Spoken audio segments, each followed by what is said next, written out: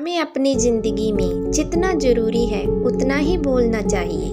यह बात तो हम सभी जानते हैं, लेकिन कम बोलने के क्या फायदे होते हैं और कैसे हम कम बोलने के लिए अपने आप को प्रेरित कर सकते हैं, यह हम सब में कोई नहीं जानता। लेकिन आज हम महात्मा बुद्ध की कहानी के जरिए हम कम बोलने के महत्व को समझने की कोशिश करेंगे। तो प्लीज़ आप सबसे रिक्वेस्ट है, वीडियो के अंत तक बने रहें और कहानी को ध्यान पूर्वक सुनें और हमारे चैनल को सब्सक्राइब एंड वीडियो को लाइक जरूर करना। चलो दोस्तों, फिर आज की कहानी शुरू करते हैं। एक गांव में गौतम बुद्ध का बहुत बड़ा आश्रम था। उस आश्रम में बहुत प्रसिद्ध बौद्ध गुरु रहते थे। वहाँ पर उसका एक शिष्य बहुत बोलता था। वह हर समय इधर उधर की बातें करता रहता। जब वो दान लेने के लिए जाता और हर घर से एक नई कहानी लेकर आता और आश्रम के दूसरे शिष्यों को सुनाता था। एक शिष्य के दूसरे से बुराई करता और चुगली करता और दूसरों के सामने अच्छा बनने का प्रयास करता। अपने मुंह से ही अपनी तारीफ करता रहता। हमेशा ही गुरु के सामने अपने आप को उत्तम साबित करने का प्रयास करता रहता। वह खुद को सभी शिष्यों से अलग और श्रेष्ठ मानता था।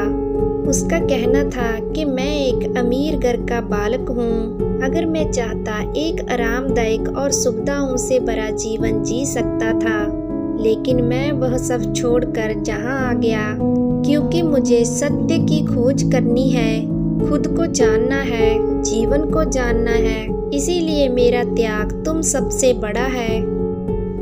एक दिन गुरु ने आश्रम के सभी शिष्यों को बुलाकर कहा, आप सबको 1 महीने के लिए कोई ना कोई संकल्प लेना है। इससे आपकी संकल्प शक्ति मजबूत होगी। तुम लोगों में आत्म शक्ति का संचार होगा। आप लोग अपने मन के अनुसार कोई भी संकल्प ले सकते हैं। यदि आपका लिया हुआ संकल्प 1 माह से पहले टूट जाएगा तो वह अपनी पुरानी दिनचर्या में वापस आ जाएंगे। सभी शिष्यों ने अपनी शक्ति के अनुसार छोटे बड़े संकल्प लिए और गुरु को अपने अपने संकल्प के बारे में बताकर वहां से चले जाते हैं। लेकिन वह शिष्य जो खुद को अलग और बड़ा दिखाना चाहता था, वह सीधे गुरु की कुटिया में पहुंच गया और बोला, मैं कोई छोटा मोटा संकल्प नहीं लेना चाहता, बल्कि खुद की ही भांति महान और बड़ा संकल्प लेना चाहता हूँ। कृपया आप ही मुझे बताएं कि मुझे क्या संकल्प लेना चाहिए। उस शिष्य की यह बात सुनकर गुरु मुस्कुराए और बोले, क्या तुम मेरे द्वारा दिए गए संकल्प को पूरा कर पाओगे? क्या तुम्हारे लिए उसे पूरा करना संभव होगा? शायद नहीं, वह तुम्हारे लिए संभव नहीं है। तुम उसे कभी भी पूरा नहीं कर पाओगे, इसीलिए तुम खुद ही कोई संकल्प ढूंढो। शिष्य ने कहा, नहीं गुरुदेव, आप जो भी संकल्प मुझे देंगे मैं जरूर उसे पूरा करूँगा। गुरु ने कहा, ठीक है, तो फिर तुम अगले 1 माह तक चुप रहना, मुंह से एक शब्द भी नहीं निकालोगे। यही तुम्हारा संकल्प है। शिष्य ने कहा, गुरुदेव, ये भी कोई संकल्प है? यह तो बहुत ही आसान है। 1 माह तक चुप ही तो रहना है। आप कोई मुझे बड़ा संकल्प दीजिए जो मेरी योग्यता के लायक हो, जिसे पूरा करने में मुझे समस्या हो। गुरु ने कहा, पहले तुम इस संकल्प को तो पूरा कर कर दिखाओ। शिष्य ने अपने गुरु की बात मान ली और वो उसी समय चुप हो गया और पलटकर कुटिया से बाहर चला गया। उस शिष्य को चुप रहना बहुत आसान लग रहा था। उसने एक दिन तो जैसे तैसे चुप रहकर काट लिया, लेकिन दूसरे दिन से उसके मन में ना बोलने का बोझ बढ़ने लगा। तीसरे दिन उसे भारीपन महसूस होने लगा और चौथे दिन उसके अंदर एक अजीब सी बेचैनी होने लगी, क्योंकि आसपास आश्रम के सभी शिष्य एक दूसरे से बातें कर रहे थे। वो भी अपना पक्ष उनके सामने रखना चाहता था, उनकी बोलती बंद कर देना चाहता था, लेकिन उसका संकल्प उसके आड़े आ रहा था और वो बस पूरे दिन मुंह और आंखें बनाता रहता। इसी तरीके से कुछ दिन और बीते और वो शिष्य बीमार पड़ गया। उसका सिर दर्द से फटा जा रहा था। उसका कुछ भी खाने पीने का मन नहीं कर रहा था। वह सिर्फ बोलना चाह रहा था। वह गुरु के पास गया और उनके सामने बैठकर उन्हें लिखकर बताया, गुरुदेव, मैं बोलना चाहता हूँ। बिना बोले मुझे सांस नहीं आ रही, मेरा दम घुटता जा रहा है, मैं अपने अंदर ही अंदर पागल हुआ जा रहा हूँ। मैं क्या करूँ? मैं अपना संकल्प तोड़ दूँ क्या? यह सब पढ़कर गुरु मुस्कुराए और बोले, संकल्प तो तोड़ने के लिए ही होते हैं, लेकिन जो अपने संकल्प को पूरा कर लेता है वही अपनी आंतरिक शक्ति को बढ़ाता है, और जो अपनी आंतरिक शक्ति को बढ़ा लेता है वह समझ और जागृत की राह पर आगे बढ़ जाता है। संकल्प का लेना भी तुम्हारे हाथ में था और इसे तोड़ना भी तुम्हारे हाथ में है। तुम्हारे बहुत से भाई अपने संकल्प को तोड़कर अपनी पुरानी दिनचर्या में वापस चले गए। अगर तुमसे नहीं हो पा रहा, तुम भी अपना संकल्प तोड़ सकते हो और अपनी पुरानी दिनचर्या पर वापस जा सकते हो। लेकिन याद रहे, आज अगर तुम इस छोटे से संकल्प को नहीं संभाल पा रहे तो फिर तुम अपनी बाकी की पूरी जिंदगी को कैसे संभाल पाओगे? बाकी फैसला पूरी तरह से तुम्हारे हाथों में है। गुरु की यह बात उस शिष्य के दिल में चोट कर गई। वह बिना कुछ बोले वहां से वापस चला जाता है और खुद को अपनी कुटिया में बंद कर लिया। वह केवल अपने जरूरी कामों के लिए ही कुटिया से बाहर निकलता, बाकी सारे समय कुटिया के अंदर ही बैठा रहता। 15 दिन बीत चुके थे। आश्रम के लगभग सभी शिष्यों का संकल्प अब तक टूट चुका था, लेकिन उसका संकल्प अभी भी जारी था। संकल्प लेने के बाद से अब तक उसने एक शब्द भी नहीं बोला था। सारा आश्रम हैरान था कि इतना बोलने वाला इंसान चुप कैसे हो गया। 15 दिन बीतने के बाद वो दोबारा अपने गुरु के पास गया और लिखकर बताया, गुरुदेव, मैं बाहर से तो चुप हूँ, लेकिन मेरे भीतर बहुत सी आवाजें हैं, बहुत सी चीख पुकार और शिकायतें हैं। मैं अपने मन के अंदर ही अंदर बात करता रहता हूँ। मेरा मन तरह तरह के प्रश्न पूछता रहता है। मैं बाहर से जितना मौन हूँ, भीतर से उतना ही शोर शराबे से भरा हुआ हूँ। क्या इस तरह से मेरा संकल्प अभी भी जारी है? गुरु ने कहा, हाँ, तुम्हारा संकल्प अभी भी जारी है, लेकिन जब तक लोगों की यह आवाजें तुम्हारे कानों में पड़ती रहेंगी, तुम्हारा मन बोलता रहेगा, क्योंकि इसे तो आदत है बोलने की। तुम भले ही बाहर से चुप रहो, लेकिन तुम अंदर ही अंदर बोलते रहोगे। तुम्हें इस बातों से और आवाजों से दूर जाना पड़ेगा। शिष्य गुरु को प्रणाम कर वहां से चला जाता है और सुबह होते ही अपनी कुटिया छोड़कर जंगल की तरफ चला जाता है। कई दिन बीत जाते हैं, संकल्प का समय भी पूरा हो जाता है, लेकिन शिष्य लौटकर नहीं आया। आश्रम को सभी शिष्यों को डर था कहीं जंगली जानवरों ने उसे खा ना लिया हो। इस बीच उसे ढूंढने की बहुत कोशिश की गई, लेकिन वह कहीं नहीं मिला।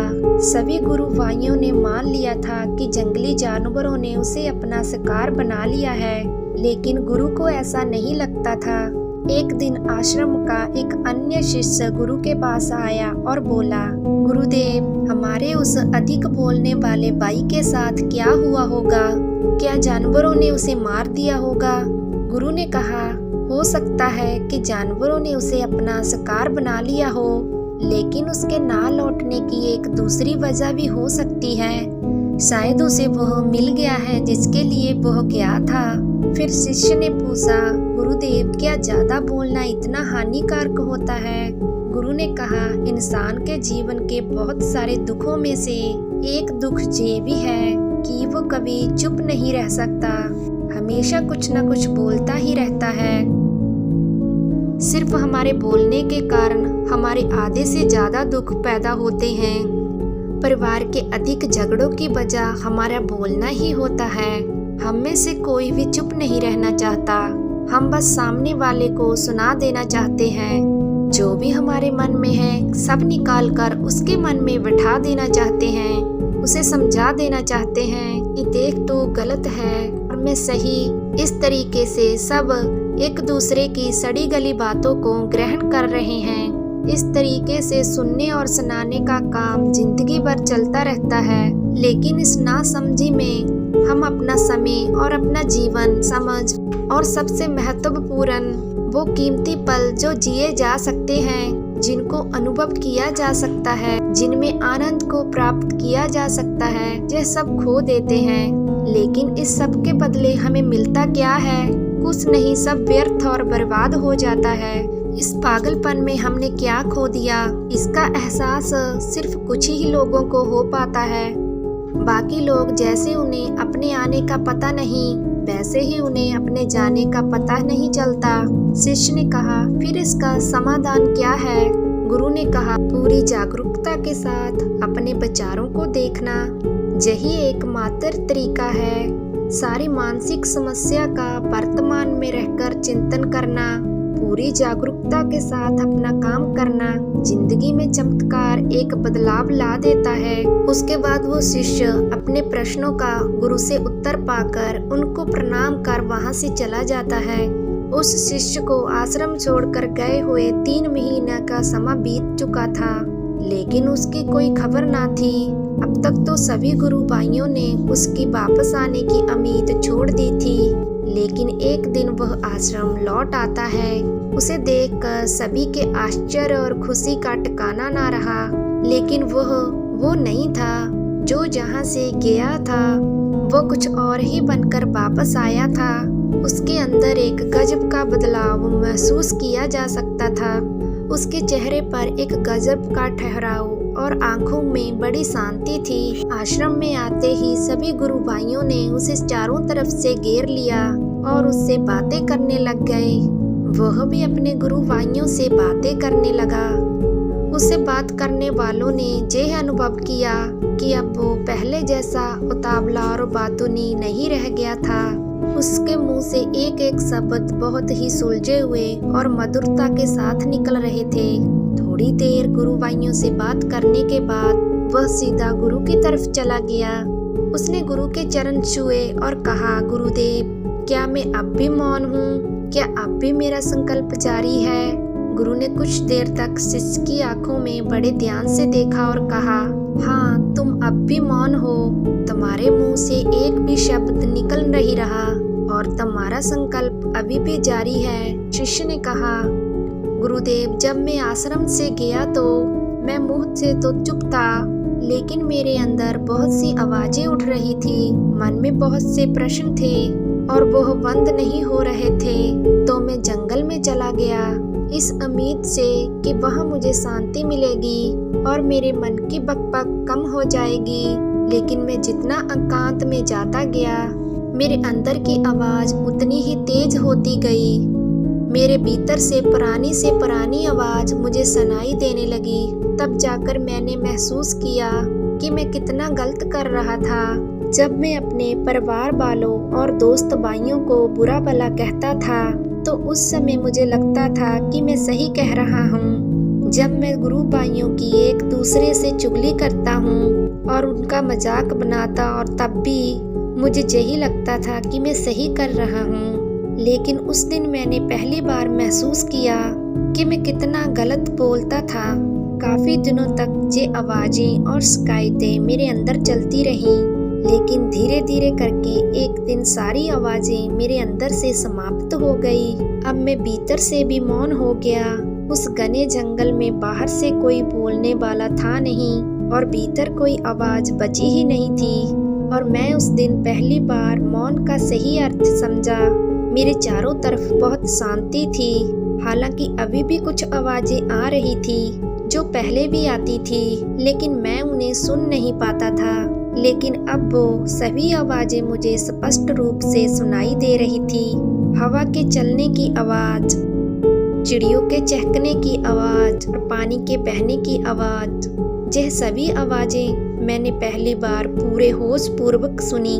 अपने चारों तरफ इतनी शांति मैंने कभी महसूस नहीं की थी। तो इस शांति को भंग करने के लिए मैंने पहली बार अपने मुंह से कोई शब्द निकाला।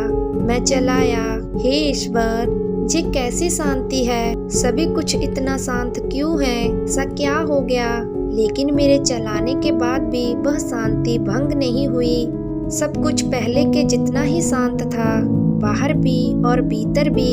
हे गुरुदेव, मैंने अपने गुरु भाइयों से बात की, मैंने आपसे बात की, बोल रहा हूँ, मैं चल रहा हूँ, मैं सब कुछ देख रहा हूँ, लेकिन मैं अपने भीतर एकदम एकांत में हूँ, मौन में हूँ। जब मैं भीड़ में होता हूँ तब भी भीतर से अकेला और एकांत में होता हूँ। जब मैं खुद में भी शोर करना चाहता हूँ तब भी एकांत में ही होता हूँ। अब सब दिखाई पड़ने लगा है, सब सुनाई पड़ने लगा है। गुरु ने कहा, जब तक हम बाहर की तरफ बोलते रहेंगे भीतर अशांति ही रहेगी, लेकिन जिस दिन हम भीतर की तरफ मुड़ जाएंगे उस दिन हमारे मुंह से कुछ भी निकलेगा पर हम भीतर से शांत ही रहेंगे।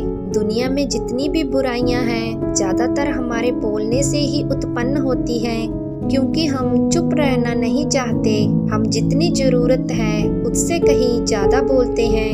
हम सामने वाले को सुनना नहीं चाहते बल्कि उसकी बोलती बंद कर देना चाहते हैं। उसे समझा देना चाहते हैं कि मैं कौन हूँ, मैं क्या कर सकता हूँ, और यही बेतुकी बातें हमारी जिंदगी का मकसद बनकर रह जाता है। हमारी सारी ऊर्जा इस व्यर्थ के बोलने में बर्बाद होती रहती है। ऐसे ही समाज में लोगों का जीवन दुखों से भर जाता है, जो हमेशा एक दूसरे को सुनाने में लगे रहते हैं। कभी एक दूसरे को सुनना नहीं चाहते, समझना नहीं चाहते, और चुप रहना तो उन्होंने कभी सीखा ही नहीं, क्योंकि चुप रहना उन्हें छोटा महसूस करवाता है। दुनिया की सभी लड़ाइयों का कारण हमारा बोलना ही है, इसीलिए हमें सिर्फ उतना ही बोलना चाहिए जितना जरूरी हो, क्योंकि व्यर्थ का बोलना ऊर्जा को नष्ट करना है। हमारा बोलना ही कभी हमें अपने भीतर की ओर लौटने नहीं देता, क्योंकि यह हमें बाहर की ओर खींच कर रखता है, और बाहर है ही क्या इस संसार के अलावा। लेकिन अगर अपने भीतर के संसार की ओर मुड़ना है तो हमें इस मुंह को बंद ही रखना चाहिए। इसीलिए जितने भी बुद्ध हुए, आत्मज्ञानी हुए, वो सभी एकांत की ओर भागे, ताकि उन्हें ज्यादा ना बोलना पड़े, ज्यादा सुनना ना पड़े।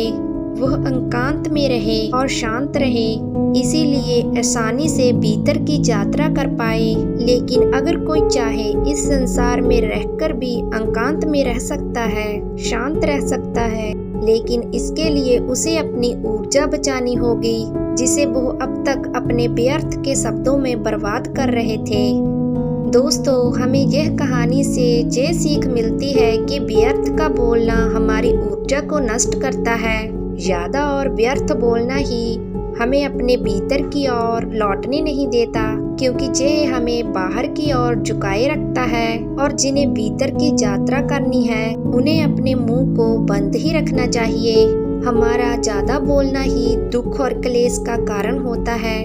मुझे उम्मीद है कि आप लोगों को ये कहानी पसंद आई होगी और इस कहानी से कुछ सीखने के लिए मिला होगा। ऐसी ही मोटिवेशन कहानियों के लिए प्लीज़ हमारे चैनल को सब्सक्राइब एंड वीडियो को लाइक जरूर करना। बाय बाय दोस्तों, मिलते हैं न्यू कहानी में।